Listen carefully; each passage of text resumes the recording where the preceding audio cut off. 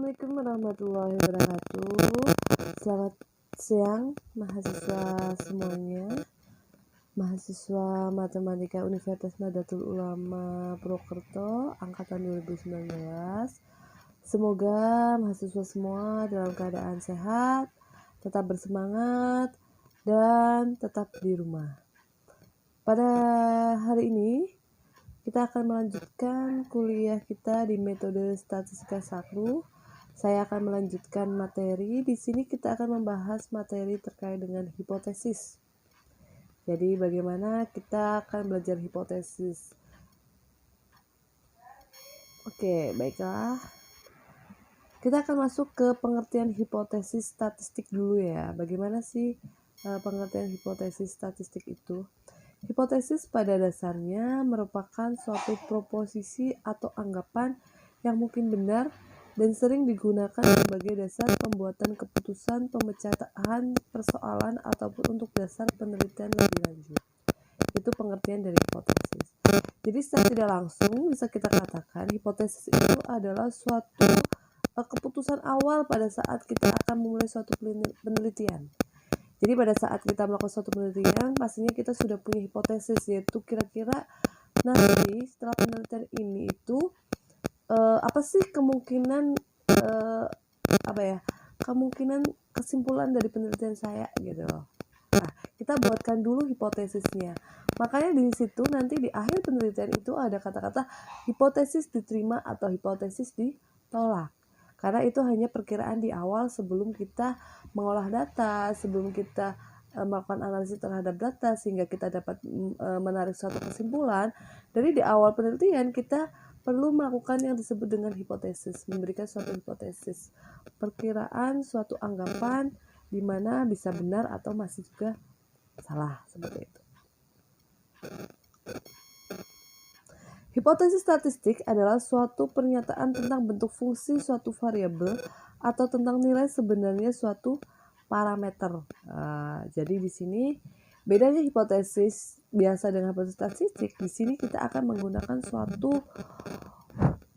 variabel atau tentang nilai sebenarnya suatu parameter. Jadi pernyataan yang tadi kita buat hipotesisnya di menggunakan bahasa biasa, bahasa kalimat, di hipotesis matematika, di hipotesis statistik ini nantinya bahasa biasa itu dirubah dalam bentuk variabel atau tentang nilai dalam suatu parameter. Jadi menggambarkannya lebih simpel, dilambangkan dalam bentuk variabel.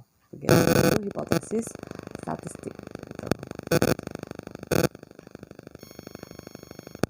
Pengujian hipotesis statistik ialah prosedur yang memungkinkan keputusan dapat dilakukan. Jadi pada saat kita sudah menentukan hipotesis di awal suatu penelitian, berarti kita perlu melakukan pengujian terhadap hipotesis yang sudah kita tentukan itu, di mana pengujian hipotesis itu adalah suatu prosedur, suatu langkah-langkah yang memungkinkan keputusan dapat dilakukan dengan kita melakukan prosedur-prosedur tersebut.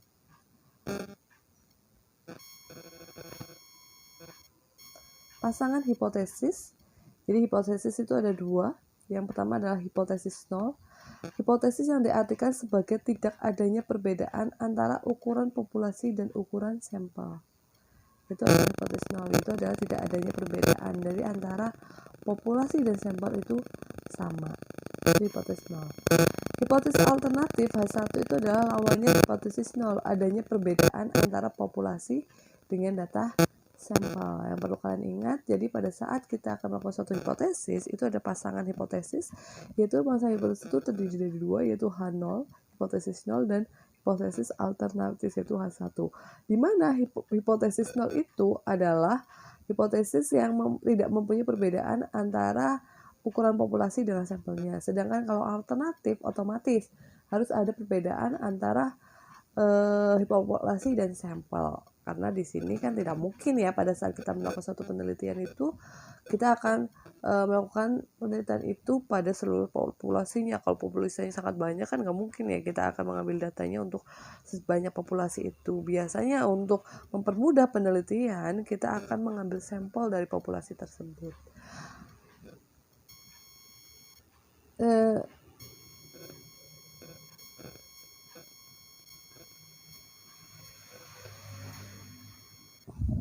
Contohnya seperti ini sebagai contoh. Jadi kalau kita ngomongin matematika, ngomongin statistik, berarti hipotesisnya harus berupa hipotesis statistik. Di sini pasangan hipotesis itu bisa dilihat di sini.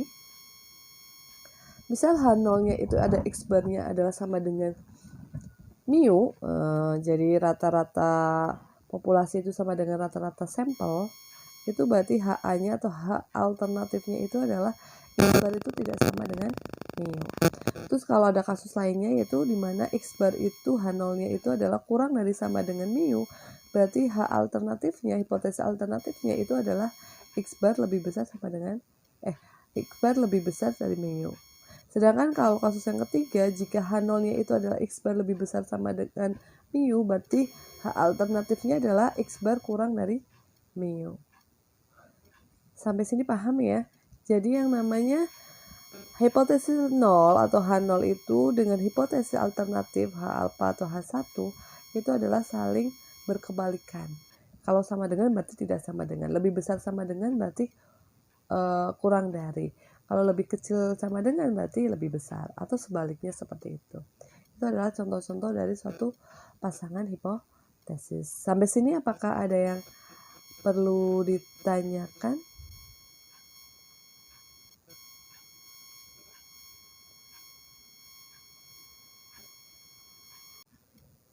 Baiklah, akan saya lanjutkan materinya. Selanjutnya kita akan membahas terkait dengan tipe-tipe hipotesis statistik. Kalau tadi sebelumnya kita sudah membahas terkait dengan pasangan hipotesis, di sini kita akan membahas terkait dengan tipe-tipe hipotesis statistik. Oke. Hipotesis deskriptif. Jadi yang namanya deskriptif itu adalah suatu hipotesis yang menggunakan suatu penjelasan ya, deskripsi, suatu deskripsi dalam suatu hipotesisnya. Contohnya gini. Hipotesis deskriptif adalah dugaan tentang nilai suatu variabel mandiri, tidak membuat perbandingan atau hubungan. Dalam perumusan hipotesis statistik, antara hipotesis 0 dan hipotesis alternatif selalu berpasangan. Bila salah satu ditolak, maka yang lain pasti terima, sehingga dapat dibuat keputusan yang tegas, yaitu kalau H0 ditolak, pasti HA-nya diterima. Kalau HA-nya ditolak, berarti H0-nya yang diterima. Hipotesis statistik dinyatakan melalui simbol-simbol seperti itu. Jadi hipotesis deskriptif di mana adalah dugaan untuk suatu nilai variabel mandiri, tidak membuat perbandingan atau hubungan. Jadi di sini pada saat kita melakukan suatu hipotesis deskriptif, kita adalah menjelaskan dari hipotesis statistiknya. Kalau hipotesis statistik itu adalah dalam bentuk simbol, dalam bentuk simbol ya, H0HA itu selalu berpasangan, di mana kalau H0-nya ditolak maka H-nya akan diterima dan sebaliknya. Hipotesis statistik ini akan memberikan suatu keputusan yang nyata pada suatu penelitian. Jadi kalau kita sudah melakukan suatu prosedur pengujian hipotesis, ternyata hasilnya adalah H0-nya ditolak, itu otomatis sudah valid, sudah pasti ya H alfanya adalah diterima, dan sebaliknya seperti itu. Jadi itu adalah hipotesis statistik. Selanjutnya, untuk contoh hipotesis statistik itu sendiri nih, misalkan suatu perusahaan minimum harus mengikuti ketentuan bahwa salah satu unsur kimia hanya boleh dicampurkan paling banyak adalah 1%. Dengan demikian, rumusan hipotesis statistiknya itu seperti apa? Ini yang disebut dengan hipotesis deskriptif. Dari hipotesis deskriptif ini, kita akan merubahnya menjadi hipotesis statistik. Yang menjadi kunci di sini itu adalah dicampur paling banyak 1%. Nah, oke. Paling banyak berarti maksimalnya, berarti kalau bisa adalah kurang dari 1%. Di sini hal nolnya secara tidak langsung berarti mu-nya itu adalah kurang dari sama dengan 0,01 atau 1% H0-nya. Nah, jadi paling banyak di sini 1% itu untuk mewakili H0-nya, di mana bentuk paling banyak 1% itu dirubah menjadi bentuk hipotesis statistik itu H0 sama H0-nya itu adalah mu kurang dari sama dengan 0,01. karena 1% kalau dirubah menjadi desimal itu adalah 0,01.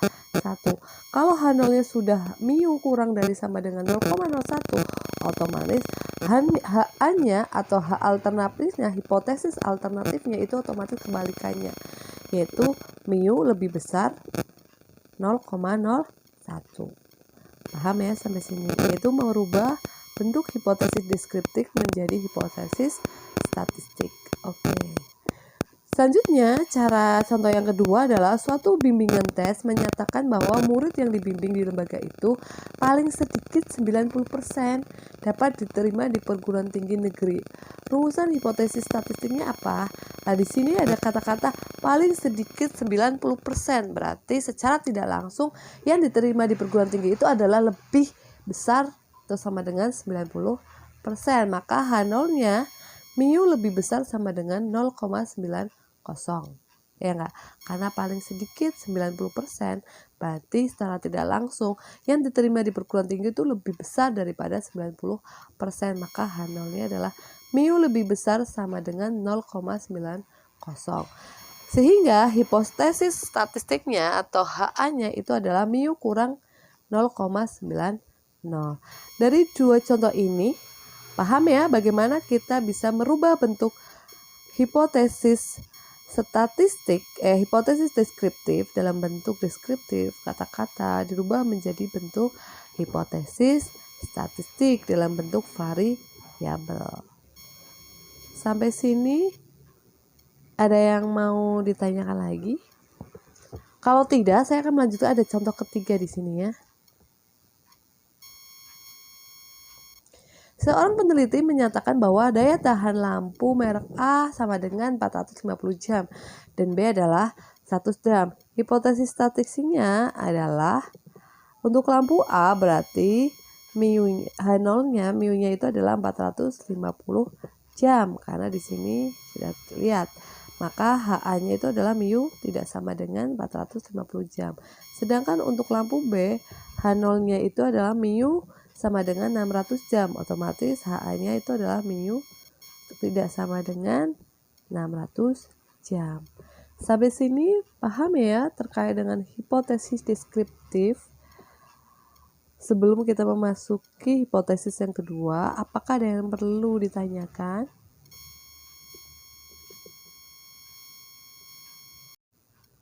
Oke, baiklah, kita lanjutkan ke hipotesis jenis yang kedua, yaitu hipotesis komparatif, gitu ya.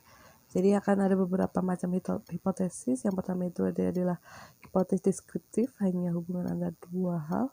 Kalau ini adalah hipotesis komparatif. Apa itu hipotesis komparatif? Adalah suatu pernyataan yang menunjukkan dugaan nilai dalam satu variabel atau lebih pada sampel yang berbeda. Begitu. Jadi arti dari variabel komparatif itu pernyataan yang menunjukkan suatu nilai dalam suatu variabel atau lebih pada suatu sampel yang berbeda.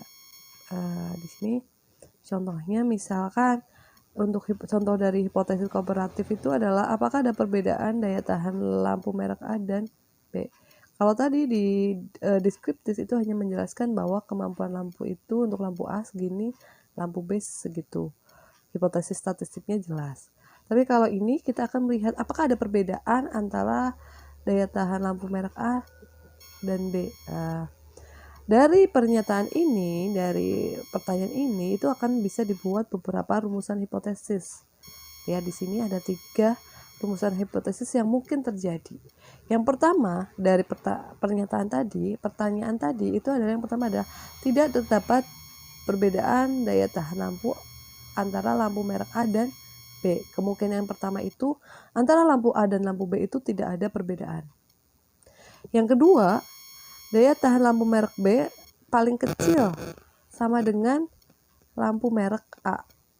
Gitu. Jadi daya tahannya untuk lampu B merek B itu paling kecil sama dengan lampu merek B. Itu kemungkinannya atau lebih kecil ya daripada lampu B.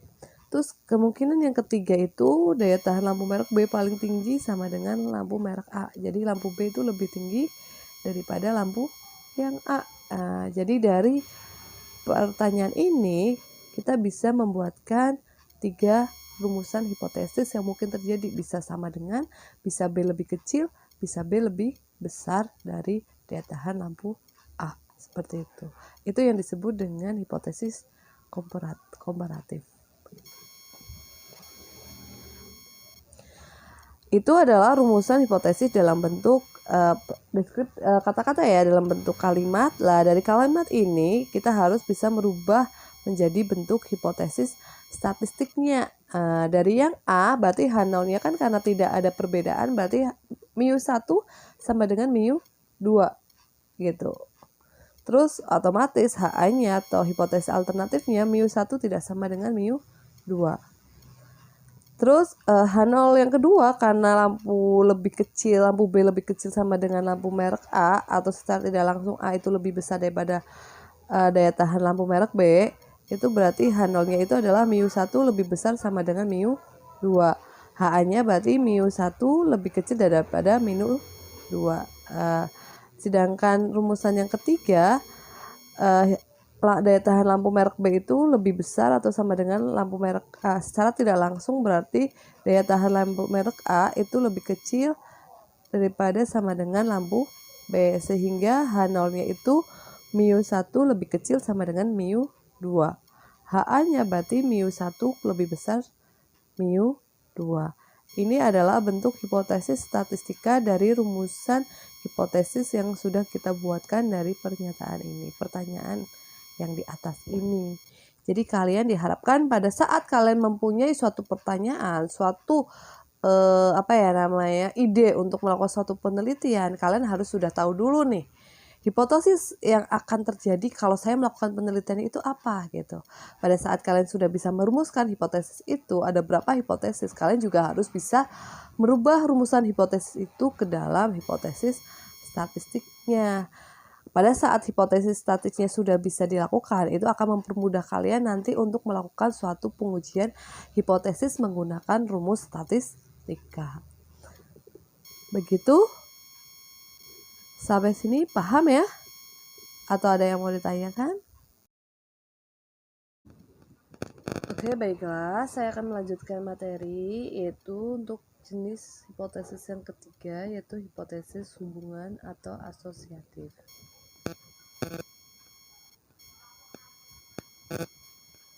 Nah, hipotesis asosiatif adalah suatu pernyataan yang menunjukkan dugaan tentang hubungan antara dua variabel atau lebih. Jadi kalau hipotesis asosiatif itu terkait dengan hubungan. Jadi di sini itu adalah suatu pernyataan yang menunjukkan hubungan antara dua variabel atau lebih. Contoh rumusan masalahnya adalah, apakah ada hubungan antara gaya kepemimpinan dengan efektivitas kerja? Jadi kita mau melihat apakah gaya kepemimpinan suatu pemimpin itu mempunyai hubungan dengan efektivitas kerja yang dilakukannya gitu. Rumusan dan hipotesisnya nolnya adalah tidak ada hubungan antara gaya kepemimpinan dengan efektivitas kerja, H0-nya. Jadi kalau kita buatkan hipotesis statistiknya dengan bentuk masalah, yaitu apakah ada hubungan antara gaya kepemimpinan dengan efektivitas kerja. Kalau H0-nya itu mengatakan bahwa tidak ada hubungan, berarti secara hipotesis statistiknya H0-nya adalah Q sama dengan 0. P tidak sama dengan 0, HA-nya berarti kebalikannya. Simbol yang menunjuk P di sini itu adalah simbol yang menunjukkan kuatnya hubungan. Begitu ya. Jadi kalau ada suatu penelitian yang berkaitan dengan apakah ada hubungan oleh dua variabel atau lebih, hipotesisnya paling tidak ada hubungan dan ada hubungan, itu aja. Selanjutnya, saya akan membahas terkait dengan tipe-tipe kesalahan yang mungkin terjadi pada saat kita melakukan hipotesis atau pengujian hipotesis. Yang pertama adalah kesalahan tipe 1, yaitu menolak hipotesis H0 yang seharusnya tidak ditolak, atau H0 ditolak padahal H0 itu benar. Kesalahan ini disebut dengan kesalahan alfa. Jadi tipe kesalahannya begini. Jadi kalau pada suatu ketika ternyata H0-nya itu ditolak, Padahal seharusnya itu H0-nya itu diterima, atau sebaliknya H0-nya itu harusnya benar diterima, tapi ternyata H0-nya itu adalah ditolak. Jadi kesalahan tipe ini yaitu disebut dengan kesalahan tipe 1, yaitu kesalahan alfa gitu. Yang kedua adalah kesalahan tipe 2 atau beta. Di sini jika hipotesis H0-nya seharusnya ditolak atau H0-nya diterima padahal H0-nya itu adalah salah. Itu disebut dengan kesalahan tipe 2. Jadi tidak menolak hipotesis H0 yang harusnya ditolak atau H0 diterima padahal H0 itu adalah salah gitu. Paham ya? Jadi kalau tipe 1 itu menolak H0 padahal harusnya diterima atau tidak ditolak, atau H0 itu ditolak padahal H0 itu benar. Kalau yang tipe kedua, H0-nya itu harusnya itu ditolak tetapi tidak ditolak, tetapi diterima, atau H0-nya itu diterima padahal H0 itu adalah salah. Itu adalah kesalahan tipe kedua atau beta. Paham ya? Jadi tipe-tipe kesalahan dalam suatu pengujian hipotesis itu ada dua, yaitu kesalahan tipe 1 dan kesalahan tipe 2. Gitu.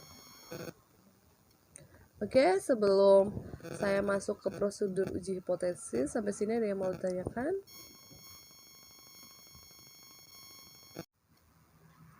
Baik, selanjutnya kita akan menggunakan prosedur membahas terkait dengan prosedur uji hipotesis. Kalau tadi sebelumnya itu kita membahas apa itu hipotesis, apa tipe-tipe hipotesis. Sekarang kita masuk ke uji hipotesis. Jadi setelah kita pada awal penelitian sudah menentukan hipotesis apa yang dari penelitian yang saya lakukan, dari hipotesis itu kita harus melakukan suatu uji hipotesis. Jadi mana sih hasil penelitian itu? Apakah H0-nya diterima atau H0-nya ditolak? Maka kita melakukan prosedur uji hipotesis dengan menggunakan rumus-rumus statistik. Oke, pengujian hipotesis ada 3 macam, yaitu yang pertama adalah uji dua pihak, yang kedua adalah uji satu pihak yaitu pihak kanan, dan yang ketiga adalah uji satu pihak yaitu pihak kiri. Nah, saya akan menjelaskan satu persatu. Untuk yang pertama, sebelum masuk ke jenis pengujian hipotesis, kita akan melihat asumsi-asumsi yang perlu diperlukan sebelum melakukan pengujian hipotesis adalah yang satu, nyatakanlah data yang akan diuji tersebut berasal dari sampel atau populasi. Jika menggunakan data sampel, maka rata-ratanya adalah mu. Dan jika menggunakan data populasi, maka rata-ratanya adalah X. Bukan sigma ya harusnya. Kalau populasi itu rata-ratanya adalah X bar. Data yang diuji berdistribusi normal. Jadi sebelum kalian masuk ke uji hipotesis, kalian harus memastikan bahwa yang pertama itu data yang kalian gunakan untuk melakukan uji hipotesis itu berasal dari sampel atau populasi. Yang kedua adalah memastikan bahwa data yang kalian pakai itu pasti berdistribusi normal dulu. Sampai sini paham ya? Oke. Berikutnya adalah langkah-langkah untuk melakukan pengujian hipotesis adalah sebagai berikut. Yang pertama, tuliskan H0 dan HA-nya dalam bentuk kalimat. Jadi dalam bentuk kalimat dulu, H0 dan HA-nya hipotesisnya itu seperti apa. Setelah itu tulis HA dan H0 dalam bentuk statistik. Jadi hipotesis statistiknya itu seperti apa. Setelah kalian membuat kalimatnya, kalian rubah dalam bentuk hipotesis statistik dalam bentuk variabel. Yang ketiga, setelah itu baru kita hitung T hitung atau set hitungnya. Salah satu terbentuk dari sigma tak diketahui atau diketahui. Jika sigma tidak diketahui, maka kita menggunakan T hitung. Jadi pada saat kita menggunakan T hitung atau set hitung itu tergantung dari datanya. Kalau sigmanya tidak diketahui, maka kita harus menggunakan rumus T hitung, di mana T hitung itu adalah menggunakan rumus X bar dikurangi mu 0 dibagi S per akar N, di mana X bar adalah rata-rata data yang ada, mu 0 adalah rata-rata sekarang, S adalah simpangan baku, dan N adalah jumlah data sampel. Jika sigma diketahui, maka kita bisa menggunakan set hitung, yaitu set hitung itu adalah X bar dikurangi mu 0 dibagi sigma dibagi akar N, dimana X bar itu adalah rata-rata data yang ada, mu 0 adalah rata-rata sekarang, sigma adalah simpangan baku, N adalah jumlah data sampel, gitu ya. Paham ya? Jadi kapan kita menggunakan rumus T hitung itu pada saat sigmanya itu tidak diketahui gitu, simpangan bakunya. Sedangkan kalau sigmanya diketahui, kita berarti menggunakan set hitung. Kalau kita sudah menghitung T hitung atau set hitungnya, kita masuk ke langkah yang keempat.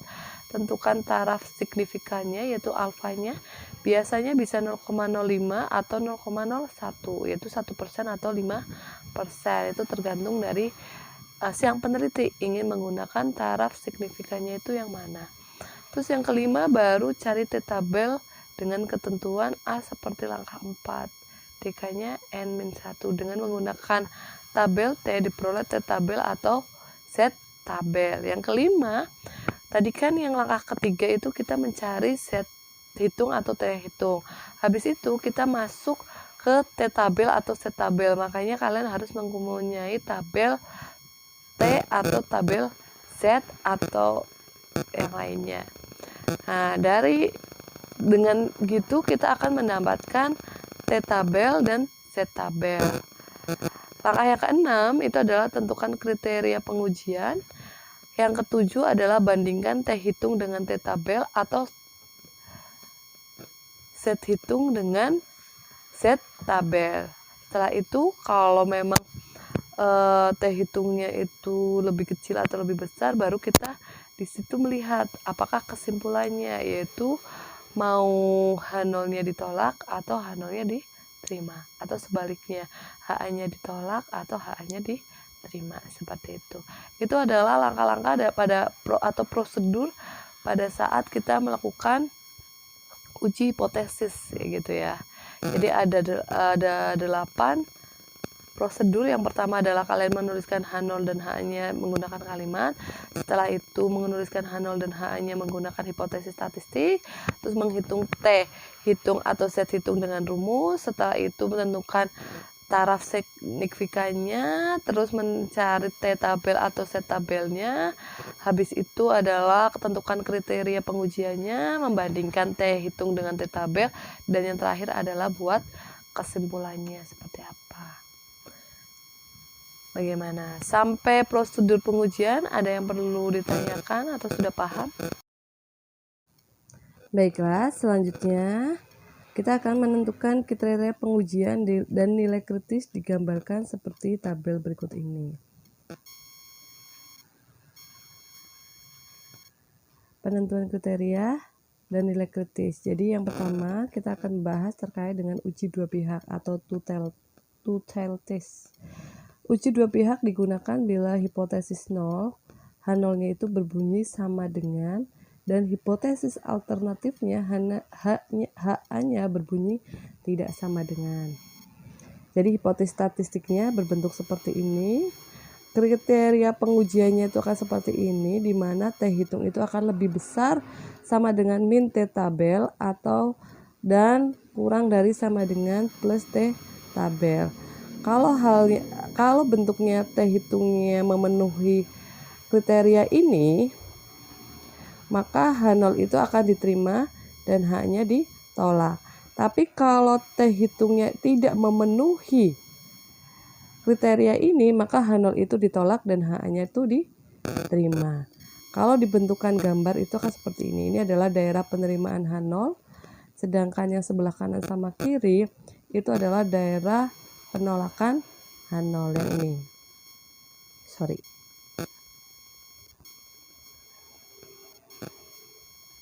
Nah, ini adalah daerah penolakan, sedangkan yang di tengah adalah daerah penerimaan H0.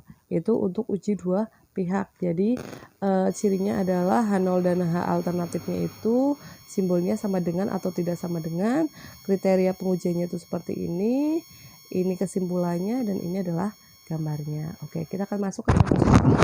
Jadi telah dilakukan pengumpulan data untuk pengujian hipotesis yang menyatakan bahwa daya tahan berdiri pramugari pramuniaga atau pelayan toko di Jakarta adalah 4 jam per hari.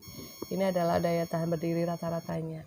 Berdasarkan sampel 31 orang yang diambil secara random terhadap pelayan toko tersebut, diperoleh datanya seperti ini. Jadi ada yang bertahan 3 jam, 2 jam, 6 jam, 5 jam, 7 jam, dan bahkan ada yang bertahan 8 jam.